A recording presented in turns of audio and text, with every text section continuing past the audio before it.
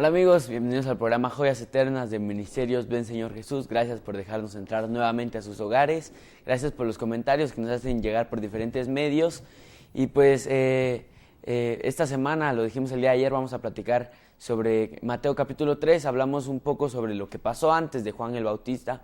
Y hoy vamos a hablar un poco sobre el ministerio profético, porque sabemos que Juan el Bautista, él era un profeta. Entonces vamos a hablar sobre la importancia del ministerio profético en la iglesia de Cristo, la importancia que tienen, el rol que tiene un profeta y cómo identificar a un verdadero profeta. Entonces, para hablar sobre este tema nos acompaña el día de hoy el pastor Hernando Mejía de Ministerios Ven Señor Jesús. Pastor, bienvenido, que el Señor le bendiga.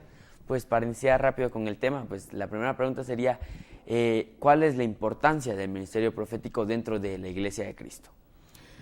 Bueno, para empezar yo pienso que tenemos que hacer una diferencia entre el ministerio profético del Antiguo Testamento con el ministerio profético del Nuevo Testamento. Recordemos que a la nación de Israel el Señor la santificó para ser la cabeza misionera de las naciones. Es decir, que en el proyecto que Dios tenía estaba que la nación de Israel llegara a tener un conocimiento de la gloria de Dios tan grande, tan profundo, que fueran y diseminaran toda esa gloria a todas las naciones, de tal manera que los predicadores y los misioneros iban a ser judíos. De hecho, se habló por Isaías que de Sión saldría la palabra y la ley de Jerusalén para las naciones. Claro, esta palabra profética se va a cumplir, quizá no en este tiempo, pero sí un tiempo más adelante, esa palabra de Tomás se va a cumplir. Pero entonces, ¿qué pasaba con Israel? Israel de repente se desviaba de esta vocación. Se desviaba y lo más terrible es que no solo se desviaba, no solo en no guardar la ley de Jehová, sino que incluso ellos lo que hacían era importar a Israel el paganismo. Entonces ya Israel, lejos de ser una nación santa, una nación diferente, ahora se volvió una nación común como las demás, bueno, y hasta más pecadora que los demás. Adoptaba las costumbres de los paganos, adoptaba los dioses de los paganos, la religión de los paganos, las prácticas ocultistas, de tal manera que una de las prácticas que tenían los paganos era que en una plancha caliente, hirviendo, sacrificaban a recién nacidos, a un dios, un ídolo que se llamaba Moloch. Y entonces Israel también empezó a tener ese tipo de prácticas de levantar imágenes a Moloch y ahí cocinar a sus bebés vivos. Entonces esas prácticas llegaron a ser tan abominables. Entonces ahí era donde Dios levantaba el ministerio profético. El ministerio profético tenía una función: revelarle a Israel su condición, porque Israel llegó a ser tan ciego que tenía estas prácticas y creían que estaban haciendo bien. Y creían que era la forma como ellos iban a tener bendición. Entonces lo que hacía el ministerio profético, número uno, era revelarle a la nación de Israel, a cada israelita, su condición. Que lo que realmente estaba haciendo era abominable a los ojos de Dios. Entonces la palabra de confrontación que traía el profeta era una palabra: así te dice el Señor, estás haciendo mal. Y entonces establecía la palabra profética donde le llamaba la atención a Israel para que volviera a Jehová, para que se generara un espíritu de arrepentimiento y se volvieran a Jehová, y se volvieran a los principios de la palabra, y volvieran otra vez a la ley de Dios. Entonces el ministerio profético era un ministerio que no era muy agradable, porque es un ministerio de choque, de confrontación, donde a la gente se le señala realmente en dónde está caminando mal. Y tú sabes que a todos nos gusta que nos halaguen y nos digan lo que estamos haciendo bien. A todos nos gusta que nos feliciten, que nos digan una palabra estimulante y bonita. Pero a casi nadie le gusta que realmente le digan: estás haciendo mal, en esto estás caminando mal, en eso te estás equivocando. Realmente no es lo que nos gusta escuchar. Y entonces eso le sucedía a Israel. A Israel realmente no le gustaba oír que Dios estaba desagradado. No le escuchaba oír que estaban actuando mal. Entonces Israel perseguía a los profetas, los mataba, los encarcelaba para que ya no siguieran predicando. ¿Por qué? Porque paralelamente a esto se levantaba un movimiento falso profético. ¿Y en qué consistía el movimiento falso profético? En que Israel estaba pecando, Israel estaba lejos de la voluntad de Dios, lejos de la palabra de Dios, pero estos profetas aplaudían a Israel y le decían: así dice Jehová, estoy agradado de ti, pueblo mío, te amo, no hay nada que encuentre yo malo en ti. No te vendrá pestes, no te vendrá hambre, serás próspero, serás bendecido. A pesar de que Israel estaba viviendo mal, a pesar del adulterio espiritual y físico que vivía Israel, a pesar del movimiento pagano, ocultista, diabólico, idolátrico que estaba viviendo Israel, los profetas falsos le aplaudían esos desaciertos a la nación. Y claro, cada quien escogía qué profeta quería escuchar. La gente sabía internamente que estaba obrando mal, pero no les gustaba oír a los verdaderos profetas, sino que les gustaba oír la palabra falsa de que estás bien, de que te amo, así como estás, no me importa cómo estás, te sigo amando, tú sigue adelante, sigue robando, sigue estafando, al final tú me agradas. Entonces, repito, y los verdaderos profetas eran perseguidos. Y así es como Dios levantó profetas a la nación de Israel. Ahora, ¿qué pasa? A pesar de que Israel tenía Biblia, Dios siempre usó el misterio profético. ¿Por qué? Porque cuando el pueblo se olvida de la Biblia o la malinterpreta, tiene que surgir el misterio profético para llamar la atención al pueblo y ordenar los pasos. Ahora, ¿qué pasa? Dios ahora abrió una nueva dispensación, que es la iglesia. Ya a la iglesia le dieron mandamientos por el Espíritu. Eso está en Hechos capítulo 1, verso 2. Dice que el Señor resucitado, con pruebas indubitables, dio mandamientos por el Espíritu. Porque la iglesia que no es judía, la iglesia que va a estar compuesta de judíos y también de gentiles, entonces Dios le va a dar un nuevo sacerdocio, que es el sacerdocio de Melquisedec, y unas nuevas ordenanzas. Entonces, ¿qué pasa?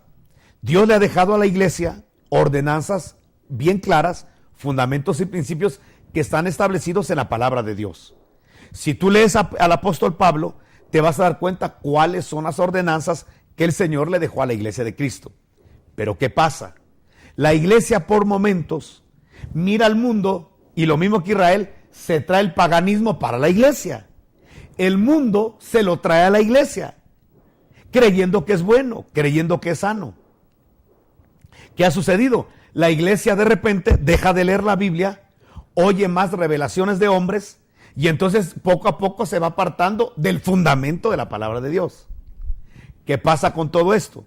Lo que sucede es de que de repente los ministerios del Espíritu se vuelven paganos, ocultistas, y cuando digo ocultistas, no que van a centros de espiritismo, no que van a la laguna de Chicabal para hacer, chilqueados y todo eso, no, sino que definitivamente le dan lugar a poderes extraños, psíquicos, que se muevan dentro de los púlpitos. De tal manera que la iglesia se vuelve pagana y ya tenemos ritmos sensuales en los altares, en un culto. Y ya se está permitiendo que incluso el atuendo, el vestido de la gente que esté en los altares no sea un vestido decoroso, sino que sea hasta un vestido indecoroso. Entonces, ¿qué está pasando? De repente la iglesia está olvidando los fundamentos de la palabra de Dios, del amor, de la misericordia, de la gracia, del evangelismo, del discipulado, de la presencia de Dios. De repente la iglesia se distrae de muchas cosas y se vuelve mundana. Entonces Dios, a la manera de Israel, tiene necesidad de levantar otra vez profetas. Por eso, 1 Corintios capítulo 12, dice que Dios puso en la iglesia, no en Israel, en la iglesia, primeramente apóstoles y en segundo lugar profetas. ¿Por qué Dios necesita profetas en la iglesia? El profeta no viene a escribir una nueva Biblia. La Biblia ya está escrita. El profeta es un ministerio de choque. El profeta va a anunciarle a la iglesia en dónde se está equivocando. El profeta le está diciendo a la iglesia dónde está cometiendo errores y dónde se está despegando de la palabra de Dios. El profeta lo que hace es descubrir el corazón del hombre para ver qué es lo que hay de mal y poder arreglarlo. Claro, el ministerio profético no avergüenza. El ministerio profético no quiere destruir a una persona. Lo que quiere es, a través de la revelación que tiene, hacer que el pueblo o una persona se convierta y se arrepienta. Tenemos que tener claro esto. Dios necesita profetas hoy, claro que sí necesita profetas. Claro que Dios tiene hoy un ministerio profético. De hecho, Efesios capítulo 4, del versículo 11, dice que Dios levantó en la iglesia, después de resucitado, profetas. Hay gente que cree que el ministerio profético hoy no está habilitado, y hoy más que nunca necesitamos profetas. Claro, el profeta va a ser un ministerio de choque. ¿Por qué? Porque a nadie le gusta que le señalen lo malo. Todos queremos que nos aplaudan, que nos den palmadas en los hombros, que nos digan cosas bonitas. Pero es muy extraño que una persona realmente acepte que se le digan las verdades y se le confronte con la palabra. Pero es lo que realmente hoy necesitamos la iglesia de Cristo, y lo que realmente desean lo que necesitamos. Amén. Amén, pastor. Tenemos el conocimiento que Juan el Bautista es el primer profeta que aparece en el Nuevo Testamento. ¿Qué características tiene este profeta y por qué es el primero que aparece en el Nuevo Testamento? ¿Por qué fue el que levantó Dios? Bueno, para empezar vamos a recordar el programa de ayer. Decíamos que hubo un tiempo de oscurantismo en Israel, y después de un tiempo en que no hay palabra de Dios a la nación, Dios levanta a Juan el Bautista. Entonces, Juan el Bautista tiene ciertas características que vale la pena poder subrayarla. Número 1, es un hombre sufrido en su formación. Dice la Escritura que desde niño Juan el Bautista vivía en desiertos. O sea que Dios lo metió a un proceso de un bautismo de fuego impresionante. Tú sabes que un niño vivir en un desierto es ser terrible, es ser fuerte. Yo no me imagino cómo es que Juan el Bautista de toda su vida la pasa en desiertos y en puro desierto. O sea, hay un entrenamiento al corazón de Juan el Bautista que siento que es bueno subrayarlo, porque hoy en día mucha gente quiere llamarse profeta, pero realmente no ha sido preparada en una escuela de quebrantamiento, y no puede haber un ministerio que no tenga una formación previa al ministerio de quebrantamiento. Y por eso, si alguna persona Dios va a levantar con un ministerio profético, tiene que entender que va a tener un proceso de quebrantamiento y de dolor, de rechazo.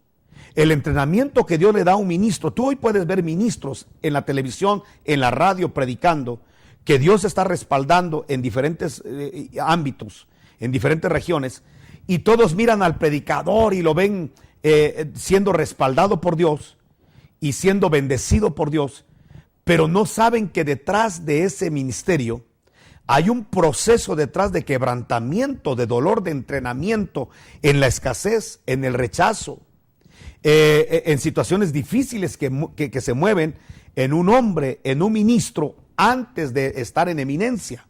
Por eso la Biblia dice que a la gloria le precede el abatimiento. O sea que no hay gloria sin que antes haya un abatimiento. Si no hay abatimiento, no hay gloria. Ese es un principio de Dios. Entonces, como Dios quiere levantar a Juan el Bautista, lo mete a un proceso de quebrantamiento. 30 años de quebrantamiento, de dolor. ¿Para qué? Para poder estar en un lugar encumbrado. Va a ser el profeta más grande de todos los profetas de nacidos de mujer. No va a haber un profeta más grande, pero como no va a haber uno más grande, así como es la grandeza del ministerio, así de grande también es el quebrantamiento y dolor. Si algún jovencito, alguna persona, Dios le ha hablado de ministerio, tiene que saber que a esa gloria le va a preceder, porque el ministerio es una gloria, le va a preceder el quebrantamiento, el abatimiento, y todos pasamos por ahí.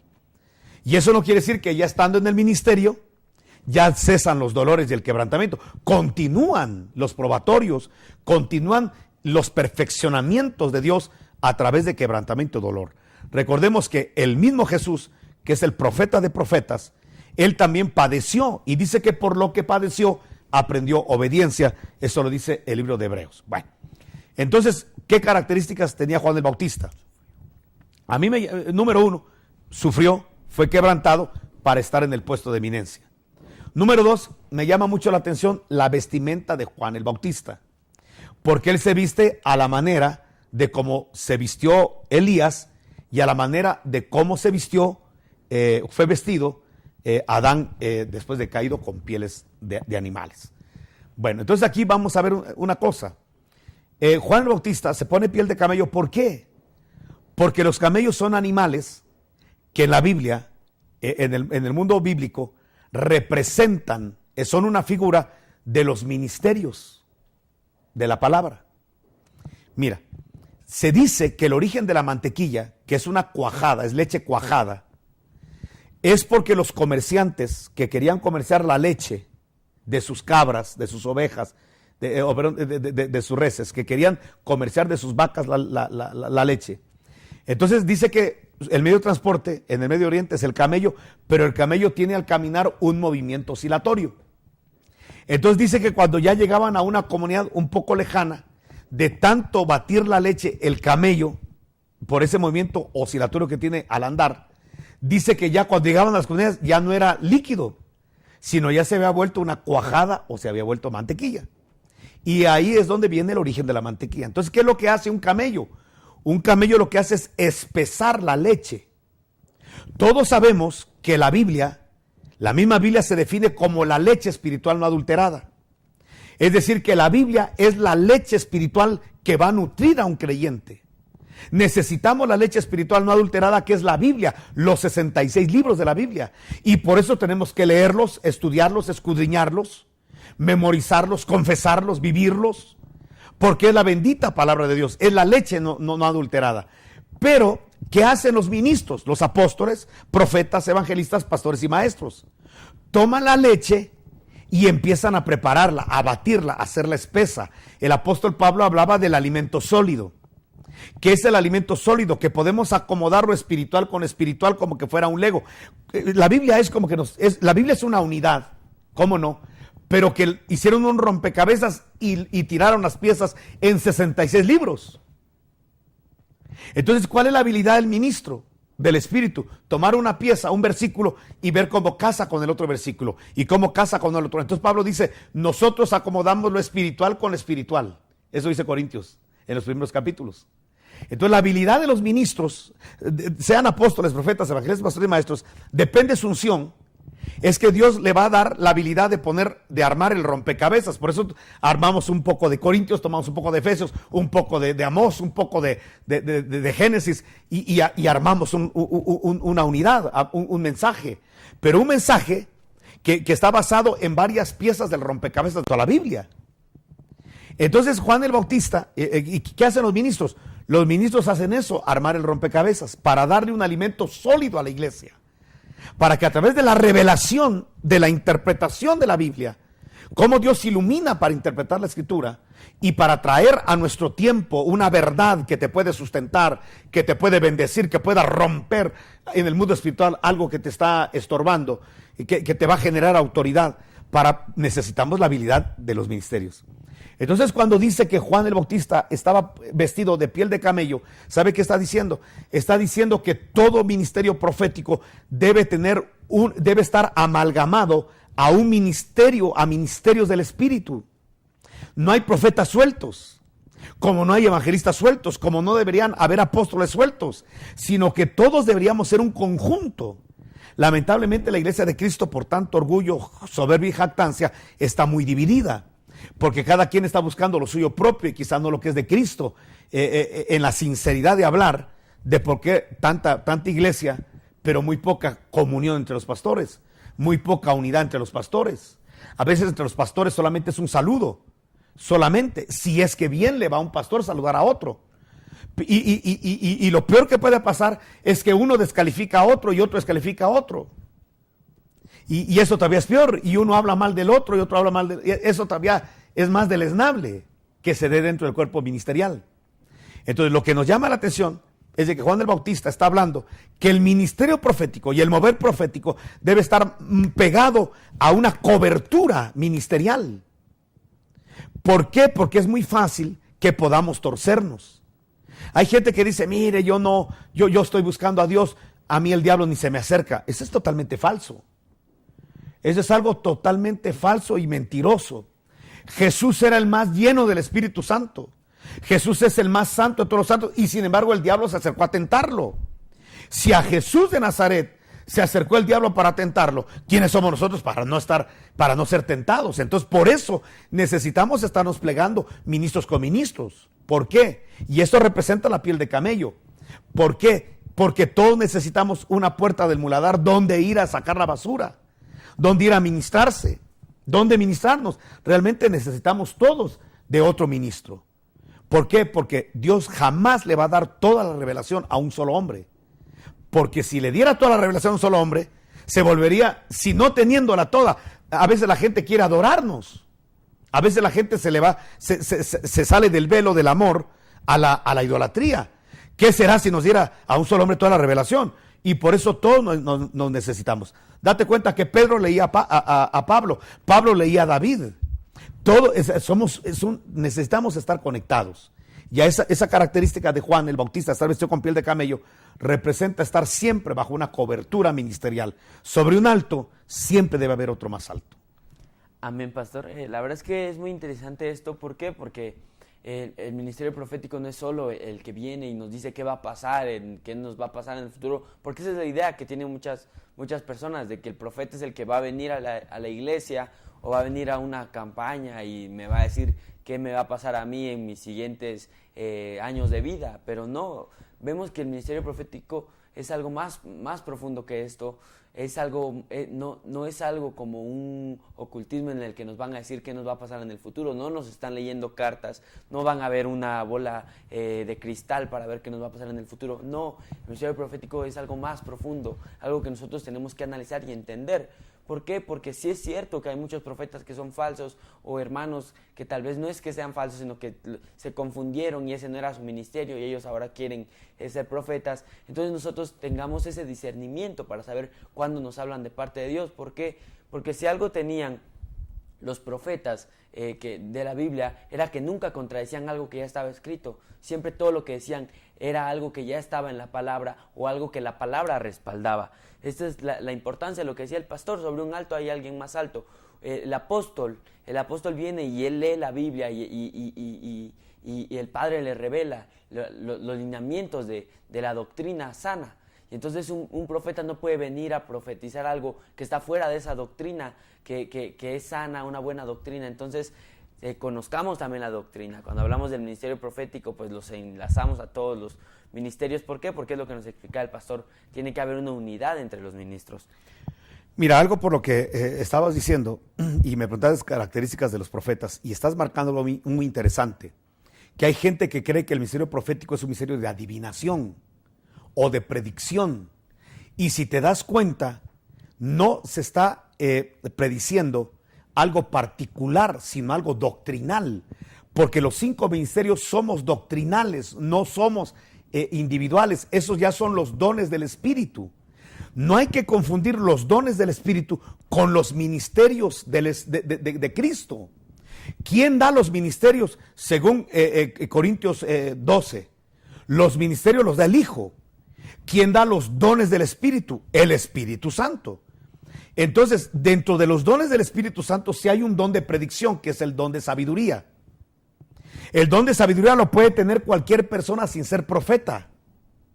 Por ejemplo, puede venir una persona y que Dios le revele lo que le va a pasar a una persona en el futuro. Eso existe en la Escritura. Por ejemplo, Agabo se toma un cinturón, que ve un cinturón ahí y lo agarra y se amarra las manos y los pies.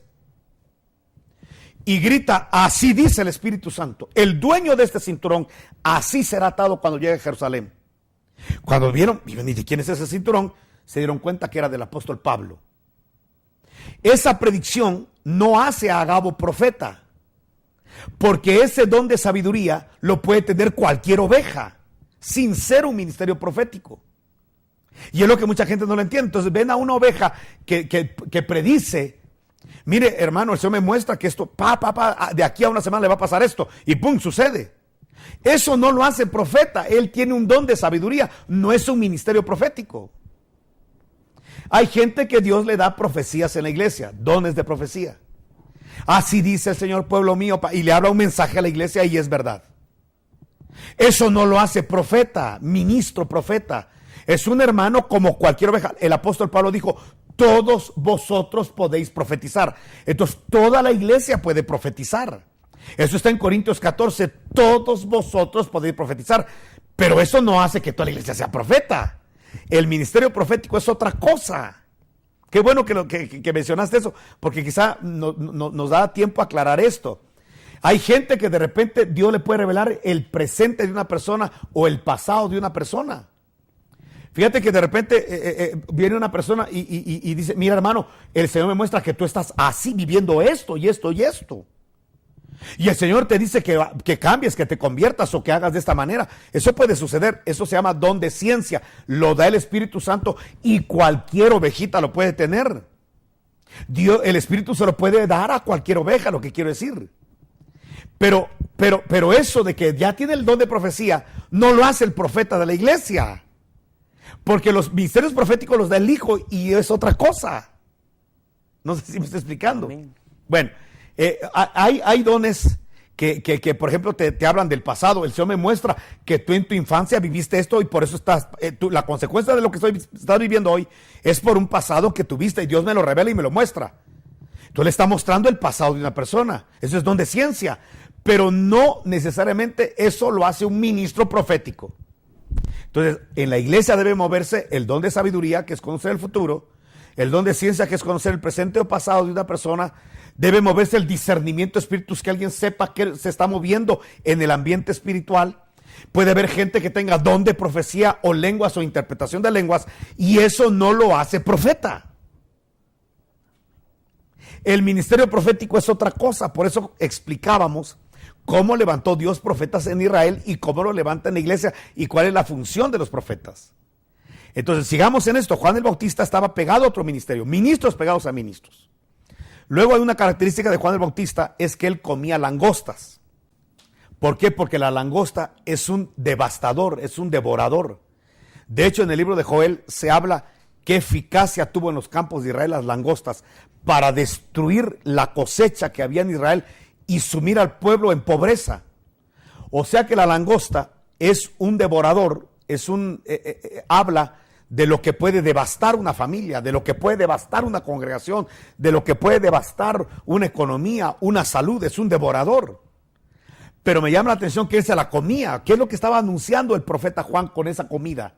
Lo que estaba anunciando es que el ministerio profético lleno del Espíritu Santo es capaz de tragarse a los devoradores. O sea, hay una unción, hay un poder, una autoridad para que los devoradores se neutralicen en la unción profética.